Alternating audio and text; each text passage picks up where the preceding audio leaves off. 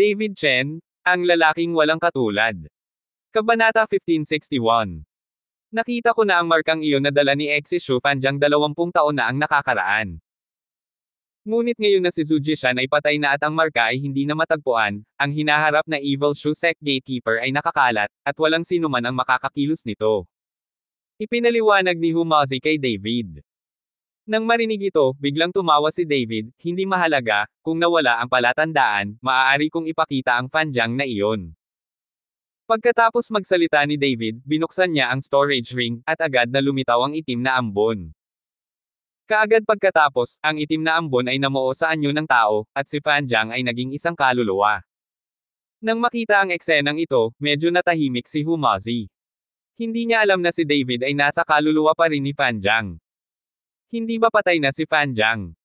At ang sect master ng Heartbroken Sect ay nasa sabik na makita si Fanjiang. Mr. Chen. Pagkatapos lumitaw si Fanjiang, magalang niyang sinigawan si David. Ngayon ang lahat ng mayroon siya ay nasa mga kamay ni David, at si David lamang ang kaya niyang sundin. Tingnan mo ang mga taong ito, sila ba ay iyong mga alagad at mga apo? Tanong ni David kay Fanjiang. Tiningnan ni Fanjiang ang mga tao ng Broken Heart Sect at pagkatapos ay nagtanong, saang sekta ka galing? Ancestor Hui, kami ay mga miyembro ng Broken Heart Sect. Ang master ng Broken Heart Sect ay nagmamadaling sumagot. Sirang bituka sekta. Kumunat ang noo ni Fanjiang, naalala ko na hindi ganito kalakas ang suzerain mo. Ang Broken Heart Sect Master ay nagsabi na may nalilitong ekspresyon, noong mga ninuno mo, karamihan sa mga masasamang cultivator ay tinugis at pinatay, at iilan lamang sa kanila ang nakaligtas sa ating kasalukuyang lakas sa masamang cultivator na sekta ay itinuturing din na isang mabuting lakas. Magaling si Fanjiang, bumantong hininga siya at pagkatapos ay sinabi, makinig ka sa akin, dapat mong sundin ang halimbawa ni Mr. Chen at sundin ang utos ni Mr. Chen. As ordered, ang Broken Heart Sect Master ay nagmamadaling yumuko at pumayag. Ang mga ninuno ay nagsalita, ito ay mas makapangyarihan kaysa sa isang tanda. Mr. Chen, kapag nakatagpo ka ng isang sekta ng masasamang magsasaka sa hinaharap, hayaan mo akong pumunta sa harap. Pambobolang sabi ni Fanjiang kay David. Okay. Tumango si David, at pagkatapos ay tinanong si Fanjiang, alam mo rin ang ilang mga sinaunang guho, gaano karami ang alam mo tungkol sa mga sinaunang guho ng Fazong?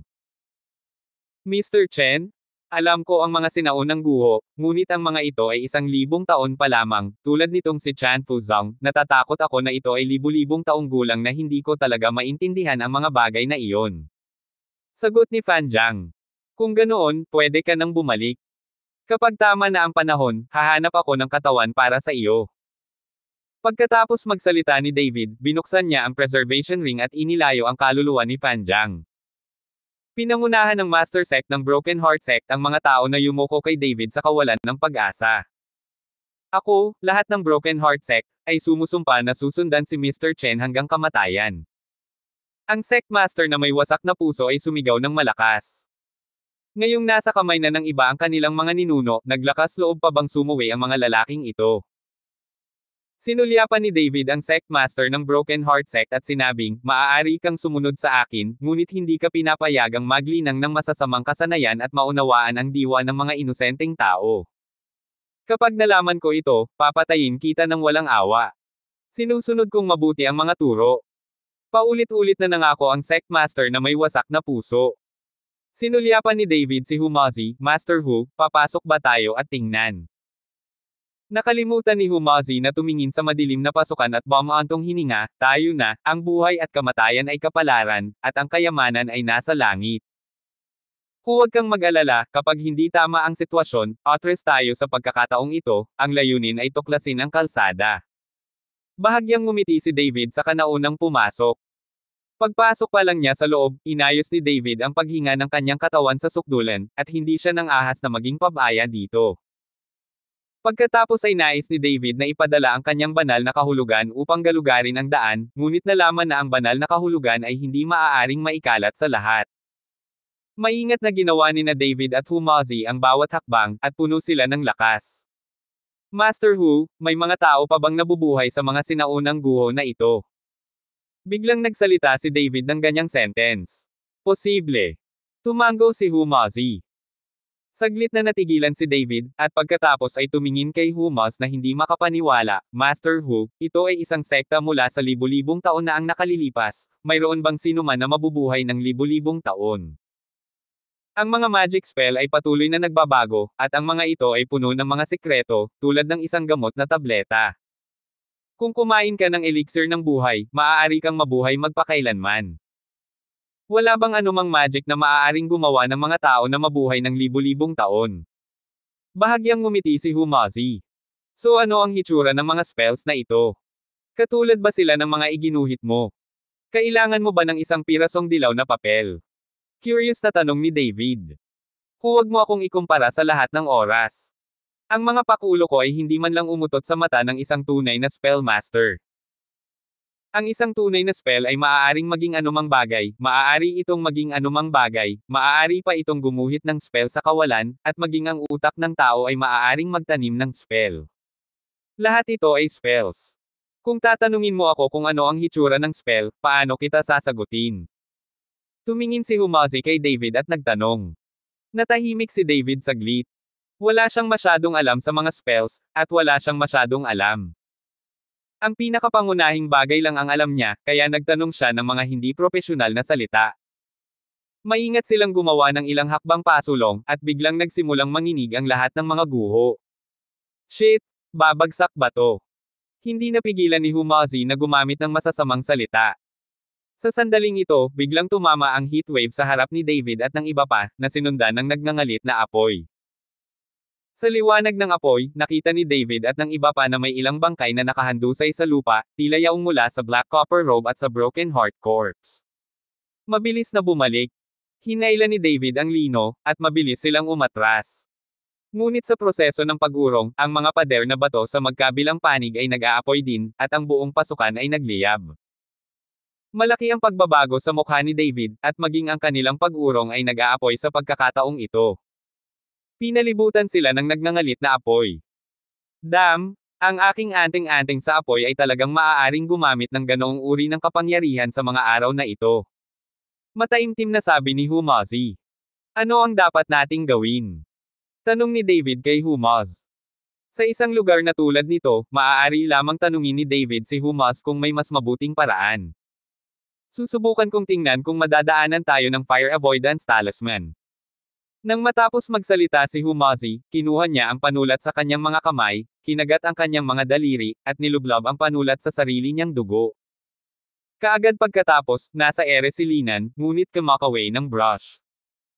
Di nagtagal, isang rune ang lumitaw sa hangin, at ito ay kumislap ng pulang ilaw, sa wakas ay tinakpan sina David at Humaz. Maglakad. Hinailan ni Humazi si David at saka sumugod. Gulat na tiningnan ni David si Humaz, hindi ko inaasahan na gagamit ka ng papel na anting-anting. Kabanata 1562. Inilibot ni Humazi ang kanyang mga mata kay David. Damn, sinasabi ko na ako ay basura, ito ay pagpapakumbaba, huwag mo akong maliitin. Sinundan ni Humazi si David, ginamit ang smoke detector para harangan ang heatwave ng apoy, at tumakbo pasulong. Zizizi. Isang heatwave ang tumunog sa mga tainga ni Humaz at David. Boom! Biglang nawasak ang fire avoidance talisman, at pagkatapos ay ang apoy ay naghalo sa nakakatakot na puwersa at inatake ang dalawang tao. Si David at Humazi ay walang oras na umiwas.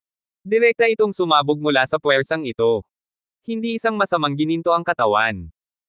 Ang katawan ni David ay kumikislap ng gintong liwanag, at ang mahinang gintong liwanag ay naging mga kaliskis na tumatakip sa katawan ni David. Nang iyangat si Humaziya, agad niyang kinuha ang spell mula sa kanyang mga kamay at direktang ikinabot sa kanyang katawan. Isang heatwave ang tumama sa kanilang dalawa, paulit-ulit na umiikot ang kanilang katawan, tumama ang katawan nila sa pader na bato, at pagkatapos ay itinulak sila pabalik ng heatwave. Sa ganitong paraan, dalawang tao ang itinapon sa paligid ng ilang minuto bago namatay ang nagninangas na apoy at nawala ang heatwave. Umubo si David at unti-unting natakot. Siya ang maluwalhating marky ng Wu, at napahiya siya. Kung si David ay hindi gumawa ng isang mahalagang desisyon, siya ay isa aktibo ang hindi masisira na gininto ang katawan. Ngayon, natatakot siya na wala ng damit na natitira sa kanyang katawan, at lahat ay nasunog na. Master Hu. Tumingin si David sa hindi kalayuan, nakahiga sa ibabaw ni Humaz, na hindi gumagalaw, at nagmamadaling tulungan si Humaz na makatayo. Tiningnan ni David ang madilim na mukha ni Humaz, at hindi niya maiwasang matawa. Dam, tumatawa ka pa, muntik na tayong mamatay dalawa. Tumingin si Humazi kay David. Nasunog ang anting-anting ni Humaz at napunit ang kanyang damit sa ilang butas, ngunit sa kabutihang palad ay buo pa rin ito. Mabuti na lang at naprotektahan ko ang aking mga damit, kung hindi ay kailangan kitang makilala ng diretso ngayon. Nakahinga si Humazi nang makitang maayos na ang mga damit. Kung nakahubad ito, sayang. Kakalabas ko lang ng entrance. Ni hindi ko nakita ang Fazong Gate noong araw na iyon, at nakatagpo ako ng napakalakas na spell. Hindi ba mas delikado iyon? Nakasimangot na sabi ni David. Hindi na kailangang sabihin, sa tingin ko dapat tayong bumalik. Nagsisimula ng umatras si Humazi. Naparito na ako, kailangan kong makita ang tarangkahan ng Chanfusang at sabihin itong muli. Isinaaktibo ni David ang hindi masisirang gininto ang katawan at daandi negative ahang lumakad pasulong. Nang makita ito, nakapaglabas lang si Humazi ng ilang spells at idikit ang mga ito sa kanyang katawan. Pagpalain ng mga ninuno, nandito lang ang mga alagad para manood, walang ibang intensyon, huwag mo kaming ikahiya. Nagpatuloy si Humazi sa pagsasalita. Maaari ding talagang epektibo ang mensahe ni Humaz. Sa daan, si David at ang iba pa ay hindi nasa panganib. Hindi nagtagal, lumitaw ang isang bukas na espasyo sa harap nilang dalawa, at isang pagkasira ang lumitaw sa bukas na espasyong ito. Sa isang sulyap ay makikita mo na nagkaroon ng digmaan dito. Ang tore ng tarangkahan na tumataas sa gitna ng mga guho at sirang pader ay tila nagpapahiwatig na ito ay dating isang maunlad at maluwalhating sekta. Chanfusang, ito si Chanfusang. Tiningnan ni Humazi ang tatlong figure ni Tian Fazong sa gusali ng gate at tuwang-tuwa siyang sumigaw. Sumili ang pagkagulat sa mga mata ni David, at dumiretso siya sa Fazong ng araw na iyon. Nang makita ito, papaalalahanan sana ni Humazi si David ng malakas, ngunit natigilan siya nang makita niya si David. Kaagad pagkatapos, isang malakas at nangingibabaw na enerhiya ang sumalakay, na naging dahilan upang hindi makaiwas si David sa oras, at agad siyang nadurog at lumipad palabas. Ipapaalala ko sa iyo kung bakit ka walang ingat, tiyak na may misteryo sa Fazong ngayon, kung ikaw ay pumasok, hindi ba ito ay isang panliligaw ng kamatayan? Nagmamadaling tinulungan ni Humazi si David na tumayo at sinabi. Pinunasan ni David ang dugo sa gilid ng kanyang bibig, sumimangot, at sinabing, nakakatakot na enerhiya. Ang enerhiya na iyon ngayon lang, ang kapangyarihan ay nakikita, natatakot ako na ito ay hindi mas masahol pa kaysa sa tuktok ng doho. Kung aalis muna tayo, wala tayong paghahandaan para sa araw na ito, kaya nagmamadaling pumasok ng ganito, natatakot akong hindi ito gagana. Hinikayat ni Humazi si David. Susubukan ko minsan, at kung hindi ito gagana, titigil tayo. Medyo nagatubili si David at daandi negative ahang lumapit ulit sa gate ng Chanfusang. Sa pagkakataong ito, maingat na lumakad si David at gumamit ng espiritual na lakas sa sukdulan sa bawat hakbang. Ugong. Pagpasok pa lang ni David sa tarangkahan ng Chanfusang, biglang nanginig ang kawalan. Nang makita ito, nagmamadaling bumalik si David sa takot. Sa sandaling ito, isang maputi ang buhok na matandang lumitaw sa hangin, nanginginig ang kawalan. Tulad ng projection, ito ay nakamapa sa hangin. Sino ang hinihintay mo, bumalik ka na. Seryoso ang mukha ng matanda at umungal sa malamig na boses. Natigilan si David at naguguluhan na tumingin sa matanda. At ang Humazi na iyon ay lumuhad sa kanyang mga tuhod kasabay ng isang kalabog, mag-aaral, yumuko sa ninuno. Sino ang hinihintay mo, bumalik ka na. Malamig na namang umungol ang matanda. Senior, hinahangaan lang namin ang mga spell ni Chanfusang at pumunta dito para humingi ng payo. Naikuyom ni David ang kamao sa matanda at sinabing. Ikaw bastard, si Fazong ay maaaring pumunta at umalis sa gusto niya ngayon kung hindi ka mabilis na umatras, huwag sisihin ang matanda sa pagiging bastos. Pagkatapos nito, nawala sa hangin ang matanda. Kaagad pagkatapos ng araw na iyon, ang nakakatakot na enerhiya ay pinakawalan mula sa Fazong sa araw na iyon. Sa pagkakataong ito, nakapaghanda na si David, at pagkatapos na bumaril si Chijin, tinamaan din ito ni David. Ang gininto ang kamao ay kuminang ng liwanag at direktang nakatagpo ng enerhiya. Boom! Niyanig ng malaking impact ang kwarto at nagpatuloy ang dagendong. Sa kabilang banda, nakaramdam si David ng paninikip sa kanyang dibdib, at patuloy na umuurong ang kanyang katawan. David, let's go? Hindi tayo pwedeng maging reckless. Tumayo si Humazi, hinawakan si David, at nagmamadaling tumakas patungo sa mga guho. Hindi ko akalain na may mga taong naninirahan pa pala sa mga guho na libu-libong taong gulang na. Baka sa mukha ni David ang pagtataka, ngunit hindi niya inaasahan na makikilala niya ang isang matandang lalaki. Ito ay hindi isang buhay na tao, ito ay gumagamit lamang ng isang spell upang mag-record ng mga imahe para sa libu-libong taon. Hindi ko inaasahan libu-libong taon na ang nakalilipas, inaasahan na may darating at kukuha ng kayamanan ng Fazong ngayon. Sabi ni Humazi na may gulat sa kanyang mga mata. Nang tumingin si David kay Humazi, nahulaan niya kung gaano kaitikot si Humazi sa kanyang puso ngayon. Mukhang ngayon, Fazong, dapat tayong magplano ng mabuti, hindi nakakagulat na ang mga guho ng Chanfuzong ay nasa likod ng libro. Isang mahabang buntong hininga ang pinakawala ni David. Siya ay may hindi masisirang gininto ang katawan na pumoprotekta sa kanyang katawan, at bukod pa sa kanyang baluktot na pangangatawan, kahit na ito, hindi niya mapaglabanan ang enerhiya na kinunan sa Chanfuzong. Ano ang susunod na mangyayari? Walang maglakas loob na manghula, walang makapaghuhula. Matapos lumabas mula sa sinaunang mga guho, ang master ng Broken Heart Sect ay naghihintay pa rin sa labas kasama ang kanyang mga tao. Nang si David at Humazi ay lumabas na buhay, ang pagtataka at paghanga ay sumilay sa kanyang mga mata. Mr. Chen, bumalik na tayo sa sekta para magpahinga. Nakita ng master ng Broken Heart Sect na si David at Humazi ay malungkot at solemn, kaya sinabi niya. Tumango si David, at bago umalis, hindi niya nakalimutang lingunin ang pasukan sa mga guho. Ngayon ay nakapasok na siya sa Marquee of Great Wolf, ngunit ayaw niyang pahirapan ng hindi kilalang mga lalaking nakaitim at supilan ng mga katulong ni Han Kinger, na tinamaan ng husto si David. Ngunit ngayon ay hindi na posible na galugarin at maghanap kahit na ang mga sinaunang guho.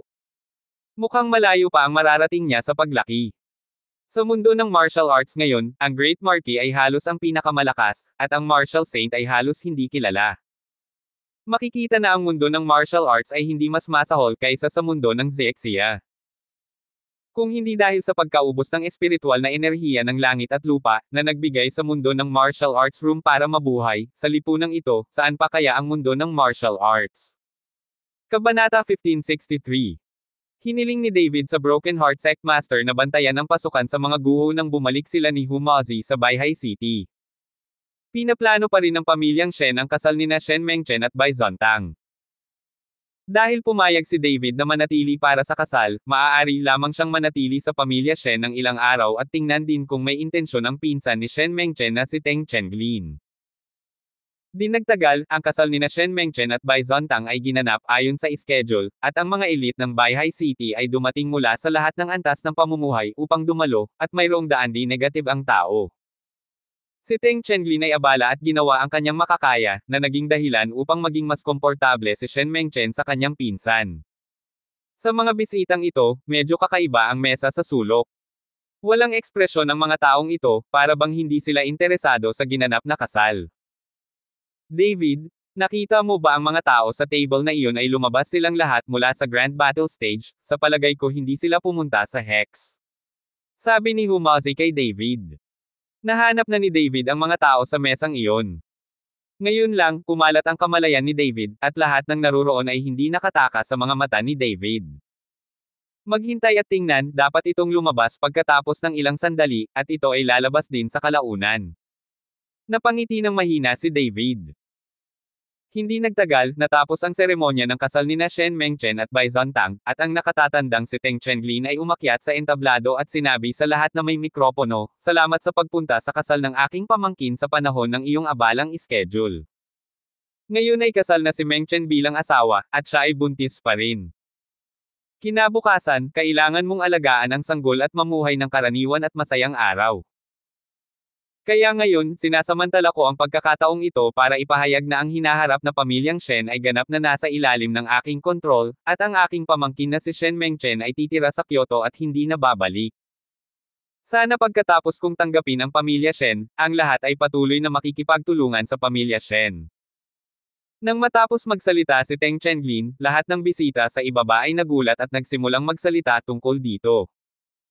Sa kabilang banda, mukhang galit si Shen Mengchen at tinanong si Teng Chenlin, "Pinsan, sinong nagsabing pupunta ako sa Kyoto at hindi na babalik?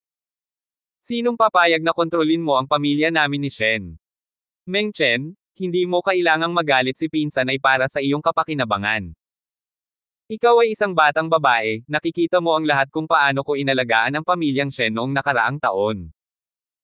Kaya pinakaangkop na ipaubaya sa akin ang pamilya Shen, kung hindi, ang pamilya Shen ay mahuhulog sa iyong mga kamay maaga o huli." Nang marinig ito ni Shen Mengchen, galit na galit siya sa kanyang puso na malakas niyang sinabi, "Natalo ko ang pamilya Shen, at ito rin ang gawain ng pamilya namin ni Shen. Ano ang kinalaman nito sa iyo na alagaan mo ang pamilya Shen, para lang sa iyo? Kaka-hire mo pa lang sa pamilya ko Shen, kaya kitang itaboy ngayon at hayaan kang sundan ang pamilya Shen. Mengchen, huwag kang magalit, mag-ingat sa mga gas ng pangsanggol." Inulo ni Baizant ang si Shen Mengchen, pagkatapos ay tumingin kay Teng Chenlin na may malamig na mukha, "Ano ka ba, gusto mo pa ring kontrolin ang pamilya Shen? Kung ano ako, hindi ko alam, pero kung ano sila, dapat mong malaman." Nang matapos magsalita si Teng Chenlin, tumalon ang mesa sa sulok at lumapag sa entablado. Ang bawat tao ay nagpapalabas ng diwa ng Great Martial Sect, na naging dahilan upang bumagsak ang temperatura ng buong banquet hall at manginig ang lahat. Tiningnan ni Baizant ang mga dakilang martial sect na ito nang walang kaunting takot. Kahit na ang kanyang sariling lakas ay hindi sapat upang harapin ang mga taong ito, ngunit sa suporta ni David, si Baizant ay hindi natakot. "Gusto mo bang umasa sa taong ito para agawin ang mga ari-arian ng pamilya Shen?" Tanong ni Baizant at Teng Chenlin. Ang iilang tao lang na ito, hindi banggitin ang pamilya Shen, kahit na ang buong Baihai City, sino ang maaaring maging kalaban? Ngayon, hindi lang ako ang responsable para sa mga ari-arian ng pamilya Shen, kundi pati na rin sa lahat ng marangal na pamilya sa Baihai City, makakakuha ako ng bahagi ng pie. Sinulyapan ni Teng Chenlin ang maraming bisita sa ibaba at sinabi. Sa sandaling marinig niya na si Teng Chenlin ay makikialam sa mga negosyo ng ibang pamilya, ang ilang mga tao ay agad na hindi nasisiyahan. "Ano ka ba? Gusto mo bang makialam sa mga gawain ng ibang pamilya?" Isang matangkad at payat na nasa katanghaliang gulang na lalaki ang insulto at inakusahan si Teng Chenlin. Ngunit sa sandaling bumaba ang boses, nakita niya si Teng Chenlin na tumalon at dumating sa harap ng matangkad at payat na nasa katanghaliang gulang na lalaki. Puff! Nang walang kaunting pag-aalinlangan, agad na pinasok ni Teng Chenlin ang dibdib ng lalaki at pilit na hinukay ang dagwang puso. Nang makita ang madugong eksenang ito, natakot ang lahat kaya hindi na sila nang ahas na huminga. Nang makita ang pagganap ng lahat, ang mukha ni Teng Chenlin ay medyo mabangis at mayabang. Sino ang maglakas loob na magsabi, "Ito na ang wakas"? Itinaas ni Teng Chenlin ang isang matingkad na pulang puso at sumigaw ng malakas. Sa sandaling ito, naging napakapangit ng mukha ni Shen Mengchen, habang mahigpit na pinuprotektahan ni Baizant ang si Shen Mengchen at malamig na tumingin kay Teng Chenlin. "Teng Chenlin? Gusto kong sabihin sa iyo na hindi mo gustong kunin ang pamilya Shen, at huwag mong isipin na hindi ka magagapi kung ikaw ay nasa kabisera, hindi ka umutot."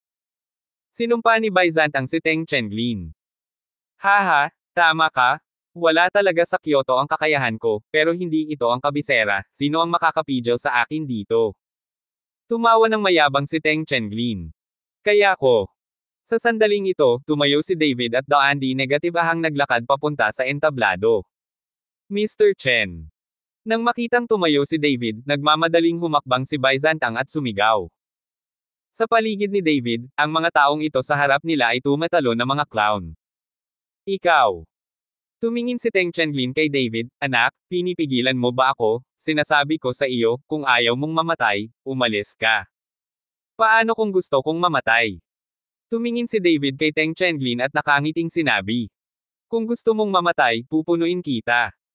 Pagkatapos sabihin iyon, bumantong hininga si Teng Chenlin, at pagkatapos ay sinampal niya ng palad si David.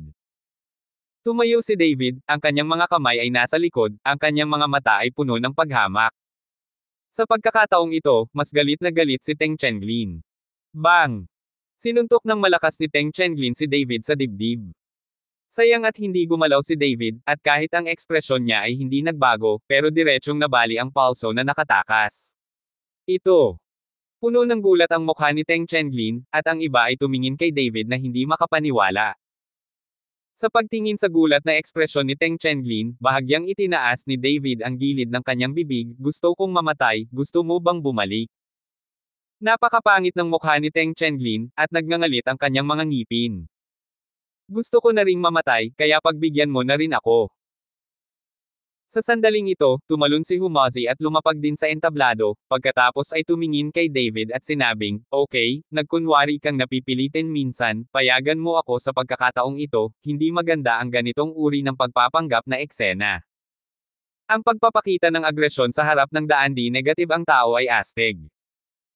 Tumingin si David kay Humas, hindi alam kung iiyak o matatawa, ngunit tumabi siya at hinayaan si Humas na tumayo na nakaharap kay Teng Chenglin.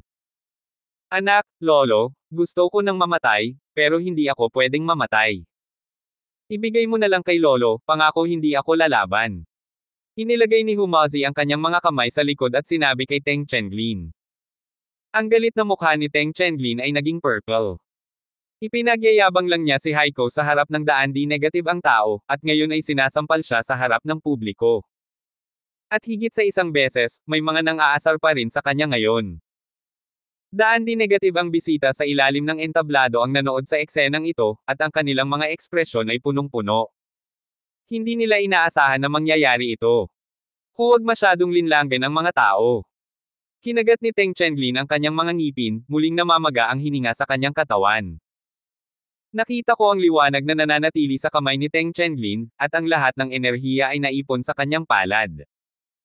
Nang makita ito, hindi mapigilan ni Humasi na sumimangot, Dam, bakit hindi mo siya sinaktan ngayon lang ba ako? Kabanata 1564. Ang Humasi ay ang rurok lamang ng Golden Core World, na siyang rurok ng Great Martial Sect. Kung hindi niya gagamitin ang spell, magagawa niyang labanan ang palad ni Teng Chenglin, ngunit tiyak na hindi ito magiging madali. Kaya naman, sinigawan ni Humasi si Teng Chenglin na labis na hindi nasisiyahan, at pagkatapos ay hinayla si David at sinabing, mas mabuting sumama ka, ang apo na ito ay hindi nagsasalita tungkol sa martial arts. Galit din si Teng Chenglin, away ito, at buhay at kamatayan sa isang palad, hindi laro ng pamilya. Ngumiti si David at pagkatapos ay tumayo sa harap ni Teng Chenglin ng casual. Sa sandaling ito, si Teng Chenglin ay nasa bingit na ng isang arrow, at kailangan niyang ipadala ito. Anak, mamatay ka na. Hinampis ito ni Teng Chenglin gamit ang kanyang palad, at ang liwanag na nananatili sa kanyang palad ay tumama sa dibdib ni David. Hindi gumalaw si David, ngunit pinasabog ni Teng Chenglin ang isang malaking puwersang anti-strike. Ang katawan ni Teng Chenglin ay bumagsak ng husto sa mesa, naputol ang mesa, na ikinatakot ng maraming bisita na umiwas ng nagmamadali. Isang subo ng dugo ang bumulwak mula sa bibig ni Teng Chenglin, at ang hininga sa kanyang katawan ay agad na sumangga. Nang makita ang eksenang ito, ang mga nakapaligid na panauhin ay biglang pumalakpak ng hindi namamalayan. Nang makitang ang lahat ay tumingin kay David ng may pagtataka at pinalakpakan si David, si Humasi ay nagsabi na may kaunting pagkabigo, Dam, nagpanggap ka na muli bilang isang bata. Makikita na ang Humasi na ito ay gustong magpanggap na isang puwersa sa harap ng mga taong ito.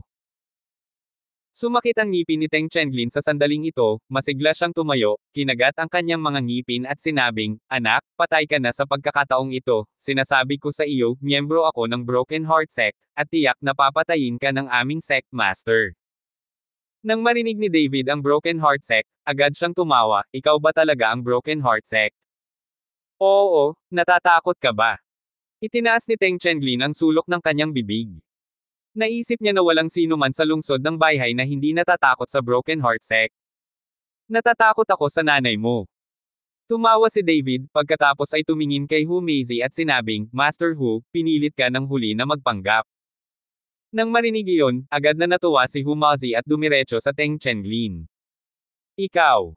Anong gusto mong gawin? Si Teng Chenglin ay tumingin kay Humas nang may takot at nagtanong. Inabot ni Humasi at sinampal si Teng Chenglin, ngayon makipag-ugnayan sa iyong sect master at hayaan siyang pumunta at patayin ako. Sandaling natigilan si Teng Chenglin, medyo natarante siya, sino itong matandang ito at ang binatang kaharap niya? Bakit parang hindi ka man lang natatakot sa kanilang heartbroken sect? Nang mag-atubili si Teng Chenglin, sinaktan siya muli ni Humasi. Oh, damn it! Nakikipag-ugnayan ka sa suzerain, hindi mo ba naririnig? Sinaway ni Humazi si Teng Chenglin na parang nagtuturo ng bata. Ang puso ni Teng Chenglin ay tinamaan sa sandaling ito, at malapit na siyang mag-collapse. Nagmamadali siyang nakipag-ugnayan sa sect master ng Broken Heart Sect, at ang sect master ng Broken Heart Sect ay nagmamadaling nagdala ng mga tao dito. Teka, may dadalhin ang pinuno ng sekta natin. Mabangis na sabi ni Teng Chenglin. Nang makita ito, maraming mga bisita ang natakot na gusto nilang umalis. Kung talagang dinala ng sect master ng Heartbroken Sect ang mga tao dito, hindi na sila dapat sisihin pa. Nag-alala si Humazi nang makita niyang maraming bisita ang umaalis. Kung aalis ang lahat, sino ang pinagkukunwering pinipilit niya? Lahat, huwag kayong aalis, maupo lang kayo at manood, magiging maayos kayo. Malakas na sabi ni Humazi sa mga manunood.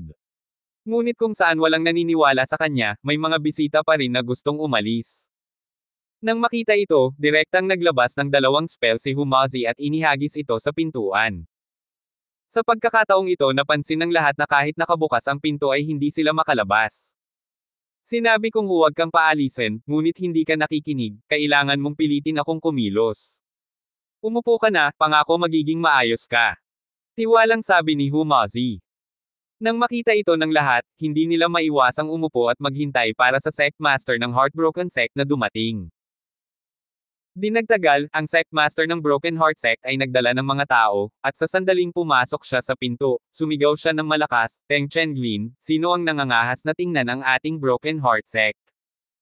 Sumugod si Teng Chenglin, Sect Master, sila na, hiniling nila sa akin na tawagan ka. Ang Broken Heart Sect Master ay tumingin sa direksyon ng mga daliri ni Teng Chenglin. Nang makita niya sina David at Humaz, naging berde ang buong mukha niya. Nakikita kita, Broken Heart Sect, sa ibaba, ano ang mali? Ito si Humazi na naglalakad patungo sa Sect Master ng Broken Heart Sect. Apo, ito ang aming Sect Master, ang lakas ng loob mong maging baliw, maghintay ka lang. Itingal ni Teng Chenglin nang makita niyang baliw pa rin si Humazen. Ngunit bago pa siya makatapos magsalita, sinampal siya ng Sect Master ng Heartbroken Sect sa mukha. Damn, bastard ka! Nangangahas ka bang igalang si Master Hua? Pagkatapos magsalita ng broken-hearted sect master, agad niyang sinabing nakangiti, Master Hu, hindi ko alam na nandito ka, bastos ang mga nasasakupan ko. Si Teng Chenglin, na binubugbog, ay hindi nakaimik nang makita niyang ang kanyang suzerain ay magalang kay Humaz. At ang mga bisitang iyon ay tumingin din kay Humaz nang may pagtataka na may inggit at paghanga sa kanilang mga mata. Naramdaman ng mga mata ng lahat, napakasaya ni Humazi. Hindi dahil bastos ang mga nasasakupan mo, kundi dahil gusto niyang kontrolin ang pamilya Shen.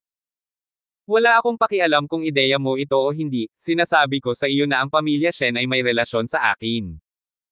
Kung may mangyari sa pamilya Shen sa hinaharap, ako ang unang pumutol sa iyo.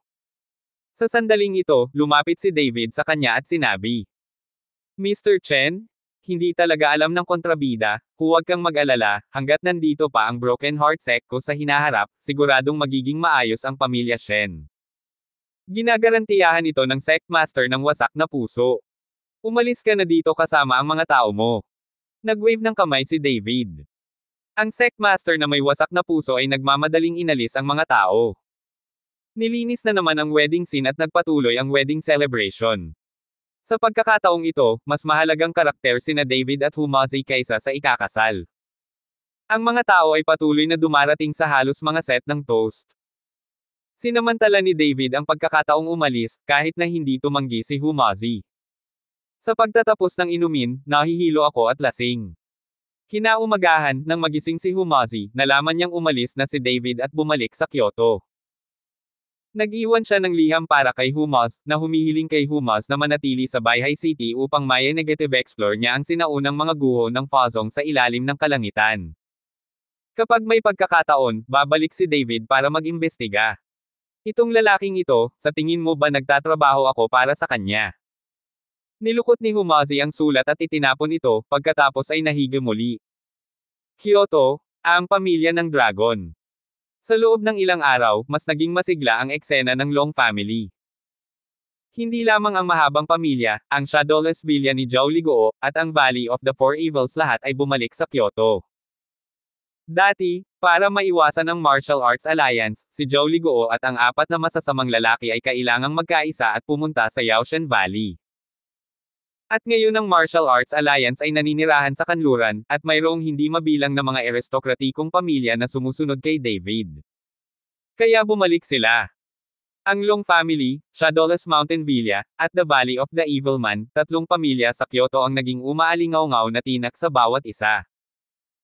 Kasama ang matigas na katapatan ng pamilya Dong kay David at ang pagkakakilanlan ng may-ari ng Yaoshan Valley, ang impluwensya ni David sa Kyoto ay ang pinakadakila.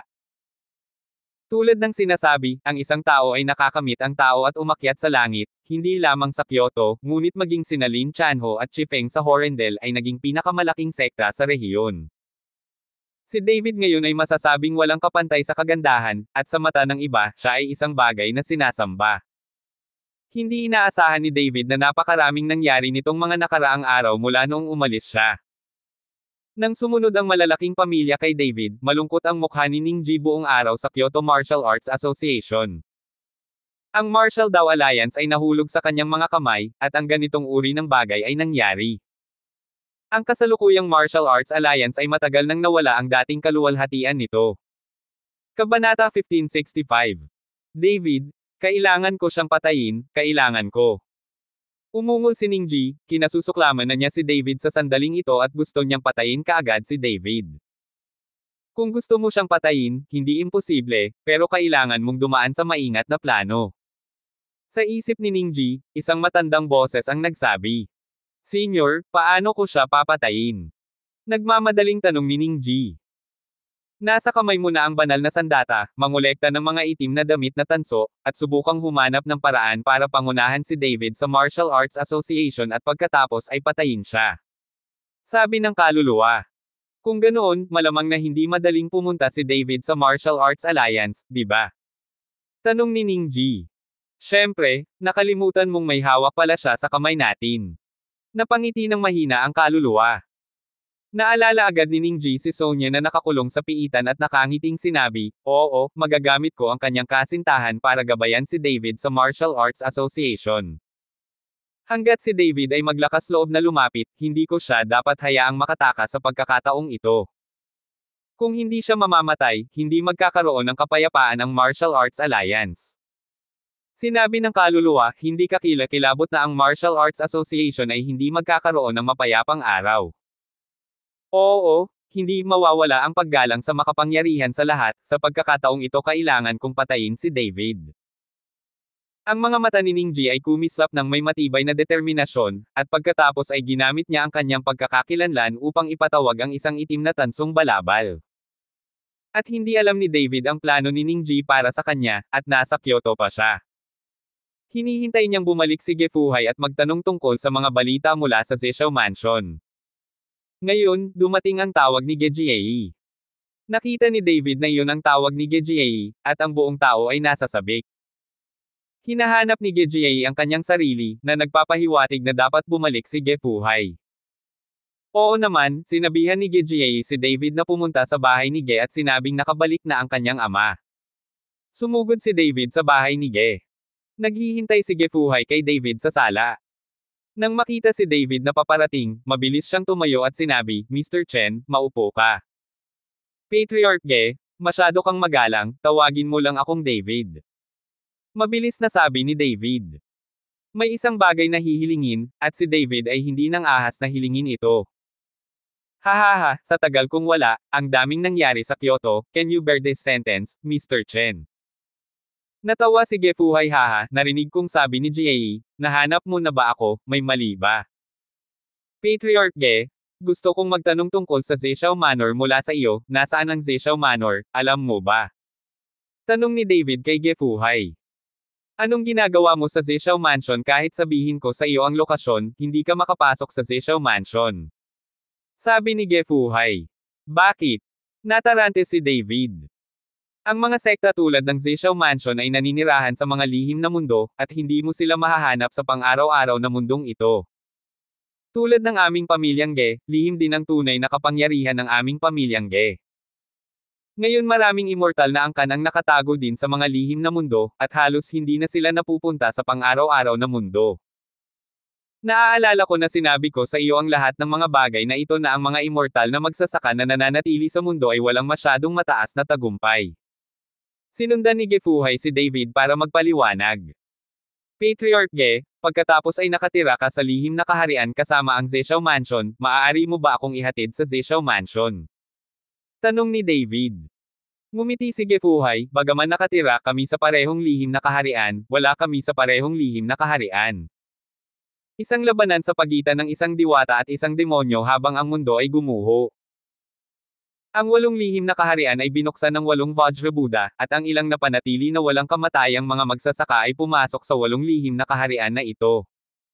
Ganito ko ipinaliwanag, dapat maintindihan mo. Tumingin si Gefuhay kay David at nagtanong. Tumango si David, Patriarch Ge, hindi ba tayo maaaring makipag-usap sa isa't isa sa pagitan ng 8 lihim na mundong ito? Hindi totoo yan. May mga teleportation set sa pagitan ng 8 lihim na mundo na maaaring i-teleport sa anumang lihim na mundo na gusto mo. Ngunit pagkatapos ng isang pagpapadala, kailangan mong maghintay ng 3 araw bago mo maipagpatuloy ang pagpapadala sa parehong tao, kaya kakaunti ang mga tao na gumagamit nito. Sagot ni Gefuhay. Bakit?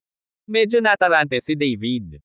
Dahil may teleportation formation, bakit hindi siya pumunta sa ibang lihim na mundo? Maaari ko bang tanungin si Mr. Chen, bigla ka bang i-teleport sa isang hindi kilalang lugar at kailangan mong manatili doon ng 3 araw, lalo na ang 3 araw, natatakot ako na sa loob ng 3 oras, ang lahat ng mga kayamanan at mga mapagkukunan sa iyong katawan ay magsisimula. Ngumiti si Gefuhay, ang mga walang kamatayang magsasaka ng lihim na kaharian ay katulad lamang ng mga ordinaryong tao, at ang mga karakter ng mga ordinaryong tao ay kapareho ng sa mga walang kamatayang magsasaka. Sa pagkakataong ito, napagtanto ni David na tila palihim, ang malalaking pamilya ay nabighani at nagkakagalit sa isa't isa. Biglang naalala ni David si Han Kinger, na nakilala niya kanina, at ang mga makapangyarihang lalaking nakaitim, pati na rin ang mga domestic servant. Patriarch Ge, maaari bang pumasok sa pang-araw-araw na buhay ang mga tao mula sa lihim na kaharian? Tanong ni David. Oo nga pala, di ba kagagaling ko lang sa Secret Kingdom? Gayunpaman, ang mga tao mula sa lihim na kaharian ay bihirang pumasok sa pang-araw-araw na mundo, dahil kapag ang mga tao mula sa lihim na kaharian ay pumasok sa pang-araw-araw na buhay at nanatili sa isang tiyak na tagal ng panahon, ito ay lumilikha ng panganib ng pagwawalang kilos o kahit na pagbabalik. Kaya ang mga tao sa lihim na mundo ay bihirang pumapasok sa pang-araw-araw na mundo maliban sa mga kagyat na bagay, at ang ilang mga bagay sa pang-araw-araw na buhay ay hindi naaabot sa kanilang mga mata. Bilang kinatawan ng pamilyang Ge sa mundong lupa, nanatili ako sa mundo ng mahabang panahon, kaya hindi bumuti ang lakas ko. Walang magawang ngumiti si Gefuhay, at halatang nananabik siya sa kapangyarihan, ngunit nakakalungkot na napili siya bilang kinatawan sa secular na mundo, at sumunod lang siya. Saglit itong pinag-isipan ni David, at sa katunayan, ang mga magsasaka na nakilala niya sa pang-araw-araw na mundo ay hindi masyadong makapangyarihan, ngunit siya ay isang exception. Hindi pa alam ni David kung magkakaroon ng bottleneck sa kasunod na pagpapabuti ng kuryente. Kung talagang walang pagkakataon na umunlad sa secular na mundo, gusto ni David na magsanay ng palihim. Patriarch Ge, I have a unkind request. Pwede bang pumayag si Patriarch Ge? Tanong ni David na medyo nahihiya. Mr. Chen? Pero hindi mahalaga. Tumawa si Gefuhay. Pwede ba akong dalhin ng pamilya Ge sa Secret Realm para makilala ang immortal mong angkan? Maingat na tanong ni David, takot na takot siyang ma-reject ni Gefuhay. Kung tutuusin, may mga sikretong pampamilyang kasangkot sa lahat ng ito. Siyempre kaya mo, sa totoo lang, nang bumalik ako sa pagkakataong ito, sinabi sa akin ng mga matatanda ng aming pamilyang Ge na dalhin ka sa lupain ng pamilyang Ge. Prangkang sabi ni Gefuhay. Saglit na natigilan si David, Patriarch Ge, ito, anong nangyayari? Kilala mo pa ba ako mula sa pamilyang Ge? Siyempre, nai-report ko na sa Clan Elder ang lahat ng kilos mo sa mundo, kaya interesado ang Clan Elder sa iyo. Sabi ni Gefuhay. Hindi inaasahan ni David na kakausapin talaga ni Ge Fuhai ang tungkol sa kanyang sarili sa pamilya Ge, ngunit ang pag-iisip tungkol dito ay tama. Si Ge Fuhai bilang kinatawan ng pamilyang Ge sa sekular na mundo, syempre iuulat ni Ge Fuhai ang mga nangyayari sa sekular na mundo. Mundo. Patriarch Ge, kailan tayo aalis? Hindi makapaghintay si David sa kanyang puso. Don't worry, Mr. Chen. Stay at my G's house for one night, and we will leave tomorrow. Sabi ni Ge Fuhai kay David. Nang makita ito, tumango na lamang si David at nangakong mananatili sa bahay ni Ge ng isang gabi. Ngumiti si Ge Fuhai at saka kumaway kay Ge Jiayi, na namula. Hindi ko alam kung ano ang ginagawa ng mag-ama. Kabanata 1566.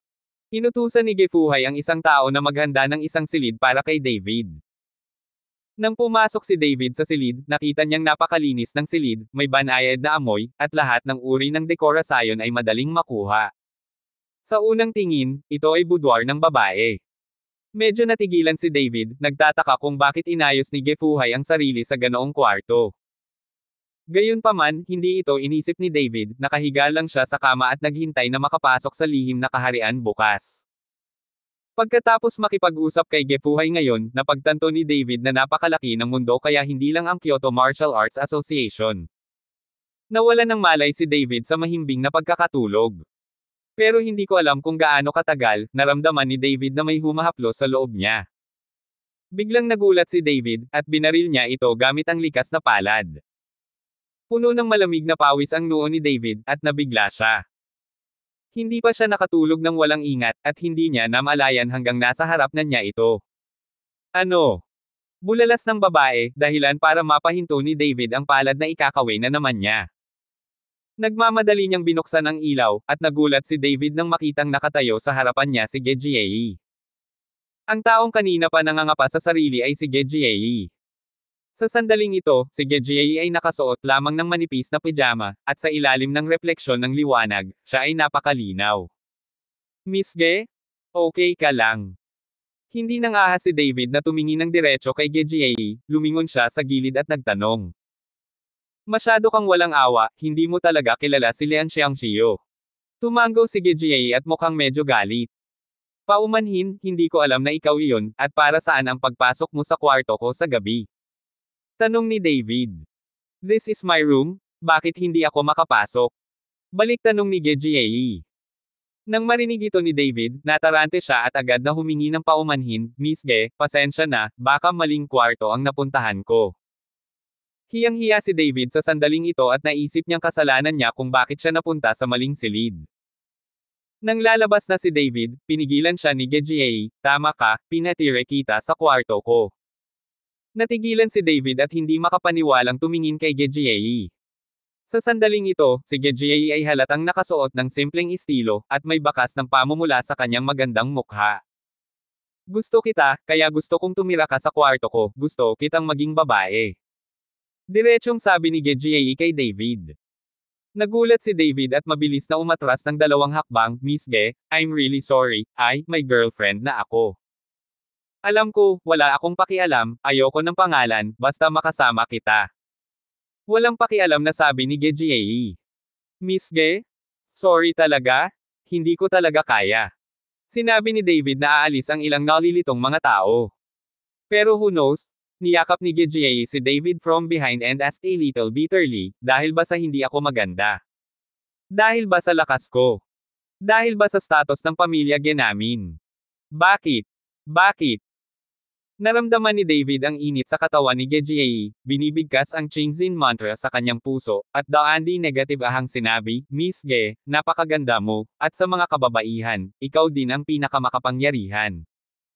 Ang iyong pamilyang Ge ay may posisyon din sa kabisera, ngunit ang aking kasintahan ay nasa pagmamay-ari pa rin ng Martial Arts Alliance ngayon gusto ko lang siyang iligtas. Daandi negative ahang binuksan ni David ang mga braso ni Ge Jiayi, sinusubukang tanggalin ang yakap ni Ge Jiayi. Wala naman talaga akong kailangan, just use me as a tool to show up. Why can your girlfriend have you but I can't? I like you. I really like you. I like you so much that you are my shadow every night. Sa tingin mo ba mura ako ngayon? Pero wala akong pakialam.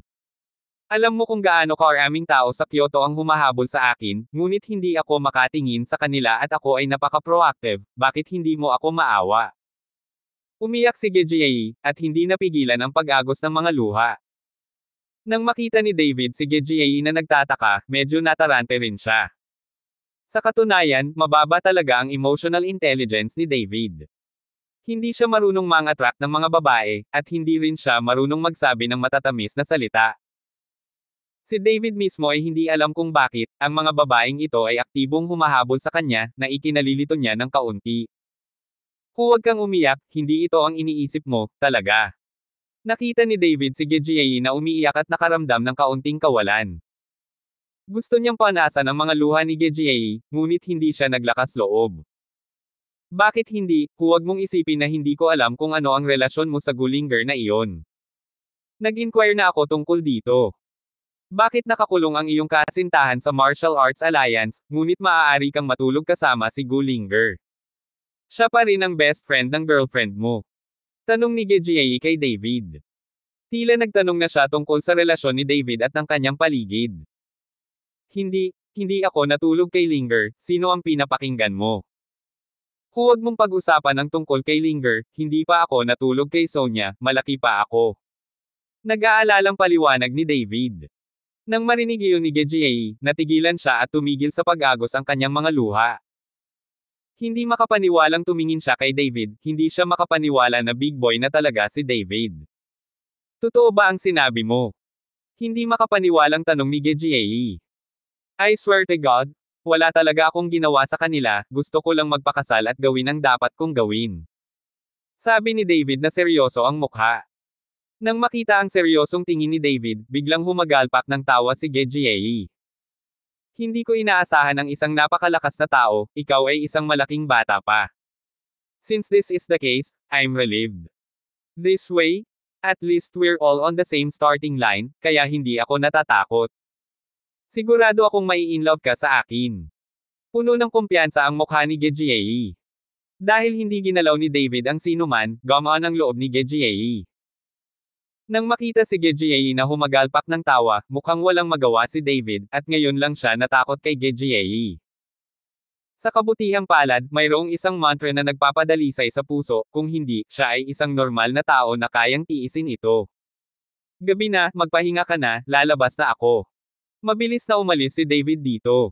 Huwag ka na, dito ka na lang matulog. Sabi ni Gejiei kay David. Hindi, natatakot ako. Bago matapos magsalita si David, pinutol siya ni Gejiei, dito ka matulog, pupunta ako, may isa pa akong kwarto.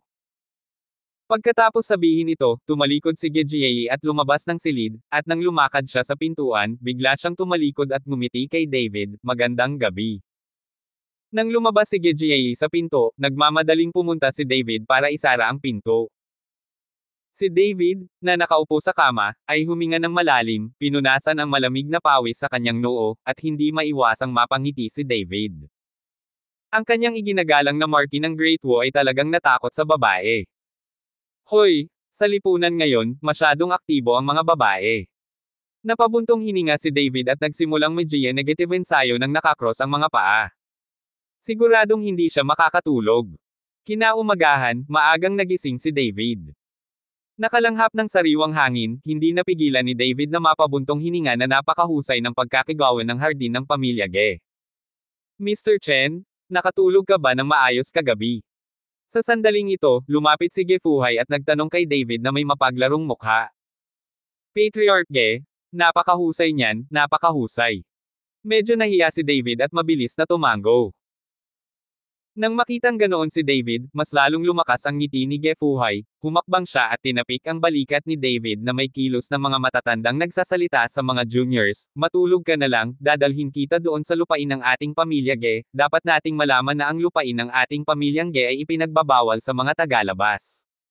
Kabanata 1567. Ang pangungusap ni Ge Fuhai ay nagpaunawa kay David ng isang bagay. Hindi nakakagulat na pumunta si Gejiei sa kanyang silid sa kalagitnaan ng gabi kagabi. Matagal na pala itong inayos. Kung gusto ni David na pumunta sa bansa ng pamilya Ge, dapat ay miyembro siya ng pamilya Ge. Kung kasama niya si Ge, magiging miyembro siya ng pamilya Ge, at makatuwirang dalhin siya sa lupain ng pamilya Ge. Hindi lang alam ni Gefuhay na walang ginawa si David kay Ge kagabi. Hindi bina-blackmail ni Ge si David dahil sa clan, bagkus ay parang pipilitin niyang mahalin si David sa kanyang sarili ng mag-isa. Patriarch Ge, alis na tayo, hindi na ako makapaghintay. Hinimok ni David si Gefuhay. Talagang natatakot siya na sa hinaharap, malaman ni Gefuhay na wala siyang ginawa kay Ge, at biglang nagsisi at hindi siya isasama. Okay, since nagmamadali ka, tara na. Nang matapos magsalita si Gefuhay, bahagya niyang iwinagayway ang kanyang palad, at biglang may bomb alot sa kanilang dalawa. Alam ni David na ito ay teknolohiya sa kalawakan, at naabot na ni Gefuhay ang pagiging perpekto ng teknolohiya sa kalawakan. Kumikislap ang liwanag, at mariing ipinikit ni David ang kanyang mga mata. Nang imulat niya ang kanyang mga mata, napagtanto niyang nakarating na siya sa desyerto. Ito ba ay isang lihim na kaharian? Wala itong pinagkaiba sa makamundong mundo. Nagtataka namang tumingin si David sa paligid at nagtatakang sinabi. Nang tumingin kay David ng ganoon, tumawa si Gefuhay, hindi pa tayo nakakapasok sa lihim na mundo, at ang mahika sa kalawakan ay maaari lamang gawin sa parehong espasyo. Ang lihim na kaharian at ang pang-araw-araw na mundo ay wala sa parehong espasyo. Paanong ang mahika ng kalawakan ay direktang magdadala sa mga tao sa lihim na mundo? Nang marinig ito ni David, agad siyang nahiya. Sinundan ni David si Gefuhay sa isa pang paglalakbay at nakarating sa paanan ng bundok. Nakita kong may kinuha si Gefuhay na may kasamang larawan ng tsismis at pagkatapos ay may sinabi sa kanyang bibig. Maya-maya, may kumislap na liwanag sa kawalan, at daandi negative ahang bumukas ang pinto. Ito na yata ang pintuan ng langit.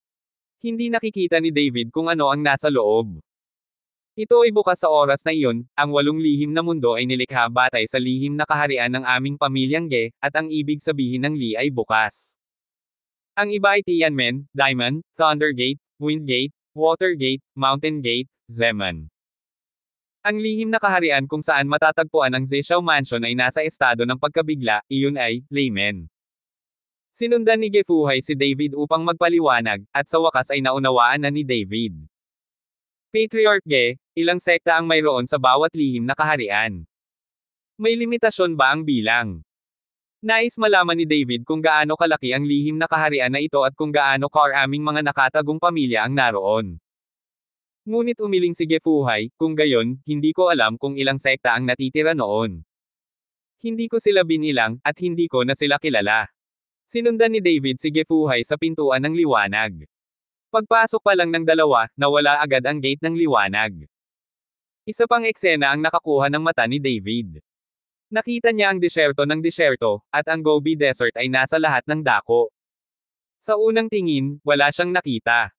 Sa pagkakataong ito, medyo natulala si David at nalilitong tumingin kay Gefuhay. Patriarch Ge, ito ba? Is this a secret kingdom?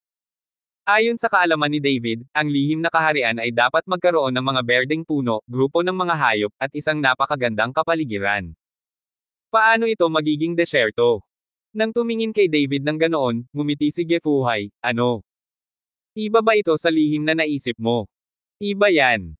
Umiling si David. Hahaha, ang lihim na kaharian ay hindi tulad ng iyong naisip, bawat lihim na kaharian ay may kapaligiran ng bawat lihim na kaharian. Ang bundok kung saan matatagpuan ang Zeshao Manor ay natatakpan ng nyebe, at patuloy na nag-iipon ng nyebe sa buong taon. Tumawa si Gefuhay. Mukhang nalilito si David dahil isa pa rin siyang magsasaka, ngunit wala siyang alam tungkol sa mundo ng mga magsasaka. Kaya pala ang daming biro. You'll understand slowly. From now on, we're all family. Madalas kitang dalhin sa Secret Kingdom. Tumingin si Gefuhay kay David, ngumiti ng makahulugan, at saka iwinagayway ang kanyang mga kamay, isang sinag ng liwanag ang tumakip sa kanilang dalawa.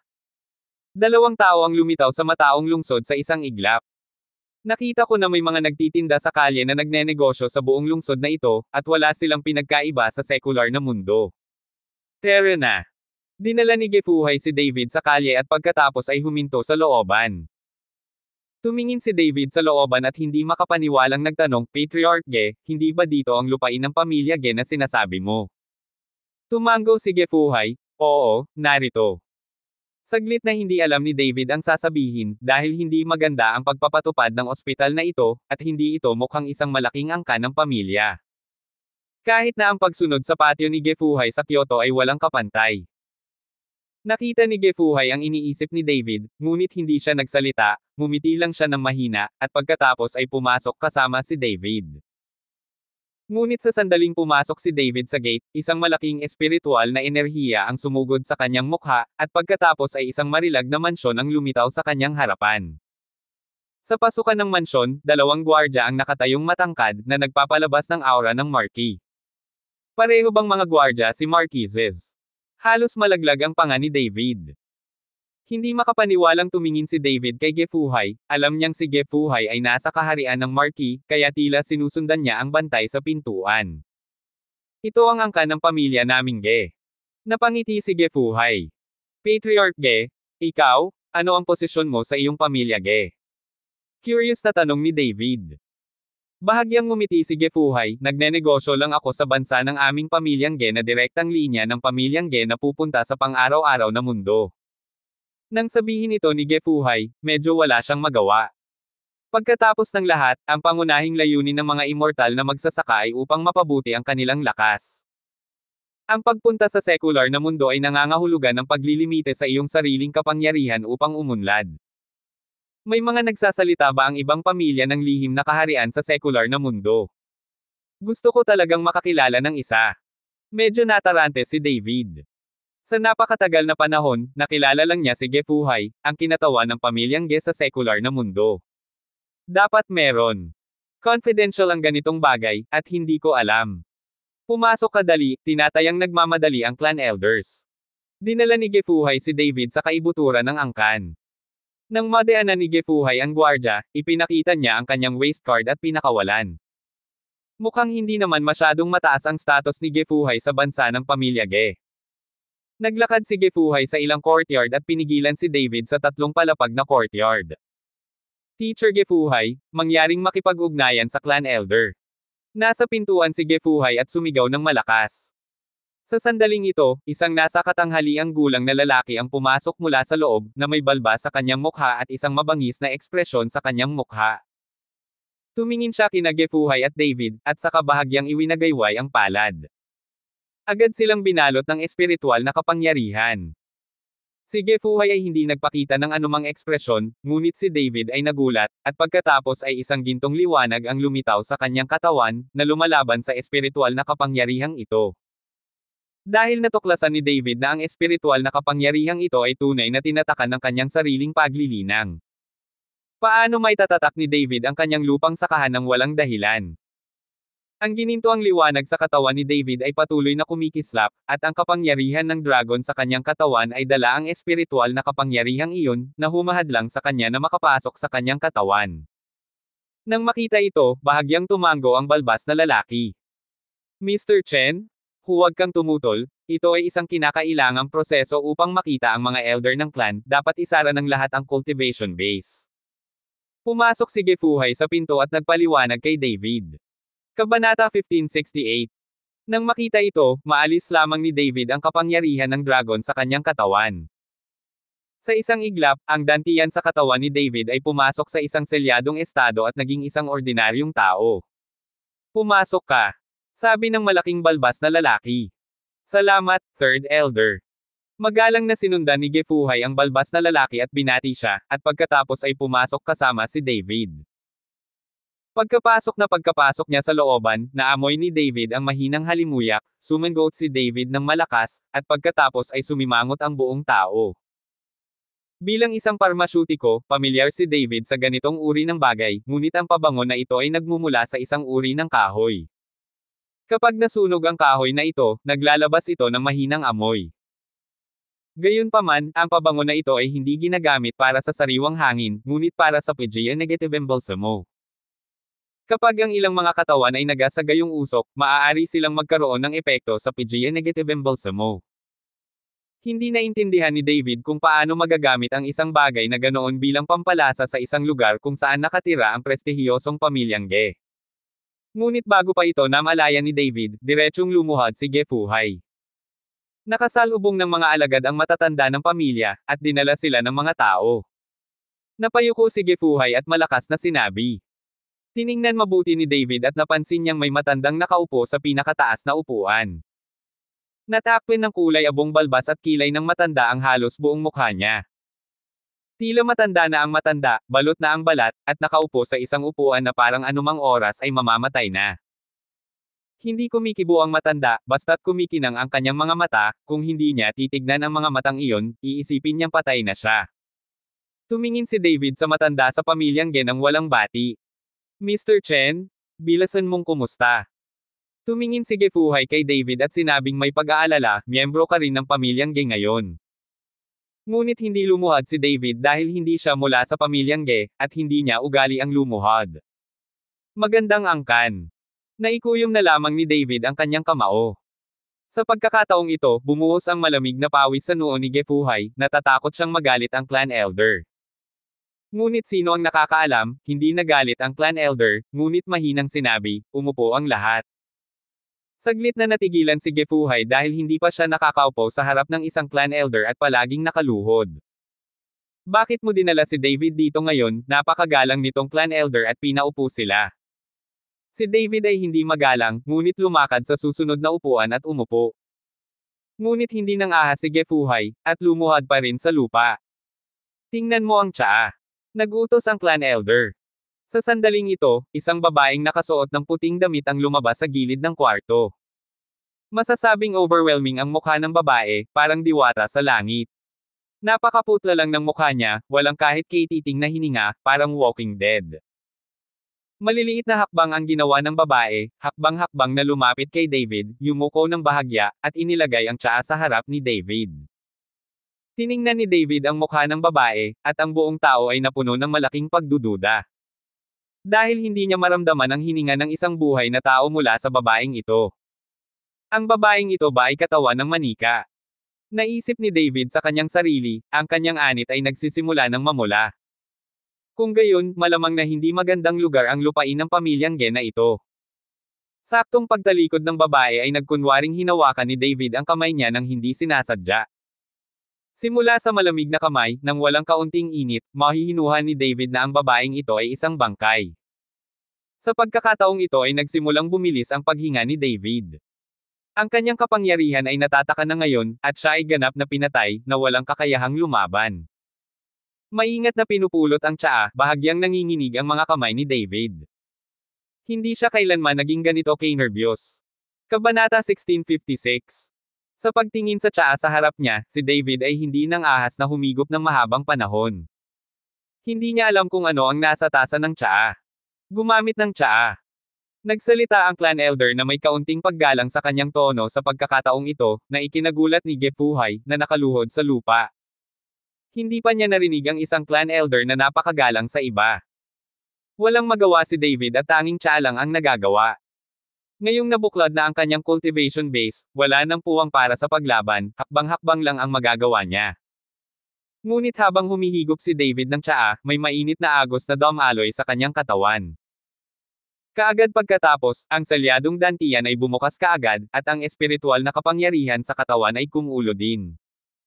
Sinubukan ito ni David saglit at nalaman niyang nanumbalik ang kanyang lakas at nasira ang selyo.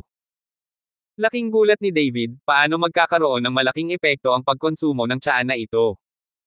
Kaya tumangala siya sa matandang angkan at gustong itanong kung ano ang nangyayari. Ngunit nang tumangala si David, napansin niyang isang malaking ginhawa ang lumitaw sa dingding sa likod ng matanda sa angkan. At mayroong isang higanteng dragon na nakaukit sa relief, at ang hitsura ng higanteng dragon na ito ay eksaktong kapareho ng sa Tianlong ring ni David. Tiningnan ito ni David nang may pagtataka, at ang buong pagkatao niya ay napuno ng malalaking pagdududa. Ngunit matagal nang nakalutang ang clan elder, at ang kanyang katawan ay patuloy na bumagsak sa harap ni David. Lumuhad ang matandang katawan kay David. Aking subordinate na si Ge Kangsheng, kilalanin ang master ng palasyo. Lumuhad talaga sa harap ni David ang matanda sa pamilya Ge at sumigaw ng may paggalang. Sa pagkakataong ito, si Gefuhay, na nasa gilid, ay hindi nakaimik, at nalaglag ang kanyang panga. Alam mo, hindi pa siya nakakita ng isang clan elder na umalis sa posisyon na iyon. Hindi ko pa nakita ang mga matatanda ng angkan na lumuhod at sumasamba sa sinuman. Sa lupain ng pamilya Ge, ang mga matatanda sa angkan ay mga Diyos, at lahat sila ay mga bagay na sinasamba ng iba. Ngunit ngayon ang matanda sa angkan ay talagang yumukod kay David, isang binata sa edad na 20s, at sumigaw ng isa-isa. Paano nito mapapagalit si Gefuhay? At tumingin si David sa nakatatandang pamilyang Ge na nakaluhod sa harapan niya, mukhang naaliw, at parang may naiintindihan. Miyembro ka rin ba ng Tianlong Temple? Tanong ni David sa matandang pamilyang Ge. Bumalik bilang Hallmaster, ang aming pamilyang Ge ay may isa sa 13 bulwagan sa Tianlong Palace na 20 taon kung hinihintay na lumitaw ang Hallmaster. Nang sabihin ito ng matanda sa pamilyang Ge, nanginginig ang kanyang boses at naging excited. Nang marinig ito ni David, agad niyang naunawaan, ngunit sa sandaling ito, si David ay puno ng pananabik sa kanyang ama. Hindi niya alam kung anong uri ng kapangyarihan mayroon ang kanyang ama, at kahit ang pamilyang magsasaka tulad ng pamilyang Ge ay isa lang sa kanila. Hindi alam ni David kung anong gulat ang aidudulot nito sa kanya, sa mga 13 bulwagan, ang mga hindi pa lumilitaw. Ngunit may isang bagay na naobserbahan ni David, iyon ay, ang ayos ng hitsura ni Tangko ay lumalakas, at ito ay palaging sumusunod sa kanyang sariling pag-unlad na tilapon. Parang ang buhay ni David ay matagal nang pinaplano ng iba. Bumangon ka at magsalita. Ikinawi ni David ang kanyang kamay at pinatayo si Ge Kangsheng. Tumango si Ge Kangsheng, pagkatapos ay tumayo at magalang na tumayo sa tabi ni David. Patriarch Ge, bumangon ka na rin. Sinabi ni David kay Ge Fasheng.